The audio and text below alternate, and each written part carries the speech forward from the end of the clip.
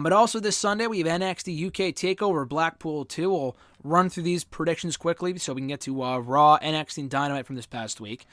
We have Tyler Bate taking on Jordan Devlin. This should be a great match. I've become a big Tyler Bate fan in the last 6 or 7 months, and the guy was always great. Dating back to his win in the inaugural WWE United Kingdom Championship Tournament, which was, 3 months ago. That's crazy. That's absolutely amazing. To think that Tyler Bate and the rest of that UK crew in WWE debuted 3 years ago is mind-blowing to me, because I was a senior in college at that point.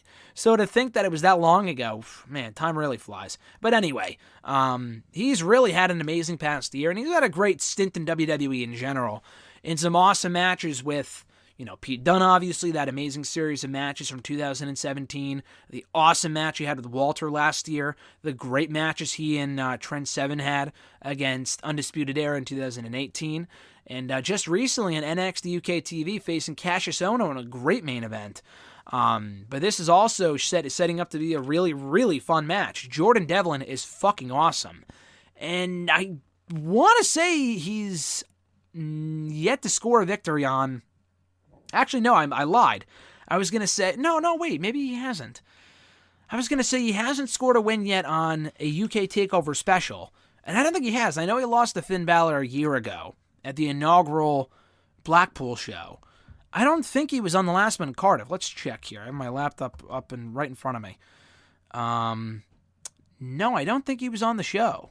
No, he wasn't even at that TakeOver in Cardiff. Shit. So anyway, going back to this one, I think he's owed a victory. I really do. I think Tyler Bate is great, but anyone who I know he lost the last 2 TakeOver matches, so maybe he's due a win just as much as Devlin is on as grand of a stage as as TakeOver.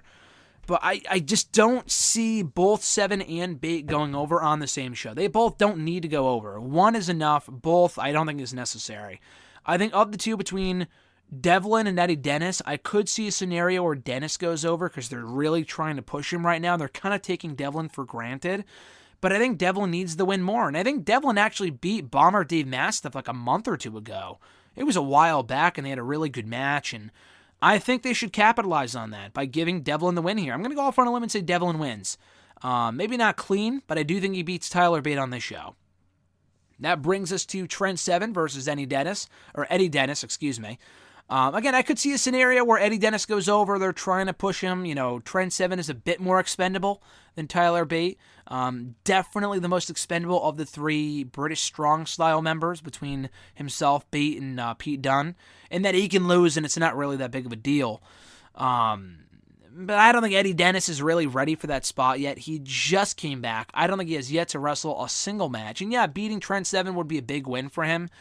I mean, the guy is good, but I don't really see main event material in him, main event money material in him the same way I do a guy like Jordan Devlin, which is why I would have Jordan Devlin go over and have Eddie Dennis lose in this match to Trent Seven. For the NXT UK Women's Championship triple threat action here between the current champion Kaylee Ray and the challengers Toni Storm and Piper Niven. Toni Storm is clearly on her way to NXT proper. So having her win here would make no sense. She will be facing, and like I said earlier, has been confirmed already for the Worlds Collide show, Rhea Ripley, for the NXT Women's Championship. I believe the championship is on the line. So that's going to be fucking awesome. But there is no reason for her to regain the gold so soon. She just lost the belt in August to Kaylee Ray after like a 7-month reign. There's no reason for her to get the belt back when she is definitely on her way to NXT proper very, very soon. You could put the belt on Piper Niven, but I would wait on that. I don't think now is the time for Kaylee Ray, who is just starting to hit her stride, to have her lose the championship. I think it's just way too soon. So I think Kaylee Ray retains here. For the NXT UK Tag Team Titles Fatal 4-Way Ladder Match, which is such a random stipulation, but hey, I can't complain because on paper this sounds like an amazing match. Gallus, Imperium, Mark Andrews and Flash Morgan Webster and the Grizzled Young Veterans. This sounds like an amazing match. With 4 great tag teams, the triple threat tag team match with Gallus. I don't think Imperium was in there. I think it was Gallus, Andrews and Webster, and the Grizzled Young Vets back at the last TakeOver show. That's probably why they put a stip on this, just because they just did a multi-team tag team title match at the last TakeOver.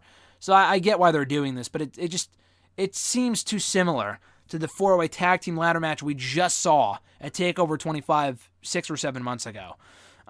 Nonetheless, I do think of these 4 teams, Imperium goes over. Gallus have not exactly been lighting the world on fire as tag team champions so far. Their match with Undisputed Era on Wednesday was good, but honestly, I thought, surprisingly enough, Imperium versus Forgotten Sons was better. Imperium are great, and spoiler, I think Walter's going over too in the main event against Joe Coffey, so I think all of Imperium should hold all the gold that they can in the NXT UK, so I think Fabian Eichner and Marcel Bartel walk out the all-new NXT UK Tag Team Champions. Andrews and Webster got their moment in Cardiff, Wales on the last TakeOver, and then the Grizzled Young Vets just dropped the belts on that same show. So I would not put the belts back on either of those 2 teams. Gallus are good, but I think Imperium is better. And like I said with the main event, I think Walter is beating Joe Coffey to retain the WWE United Kingdom Championship. I think that's kind of a given. I think, Joe Coffey's good, but he's not the guy to beat Walter. I mean, I don't really count the Survivor Series shit just because it was a multi-man tag team match, and is that really canon? Yes, it is, but I don't know. So we'll just assume that Walter's still undefeated one-on-one, which he is, but he got pinned in that fucking Survivor Series elimination match, which was a fucking travesty.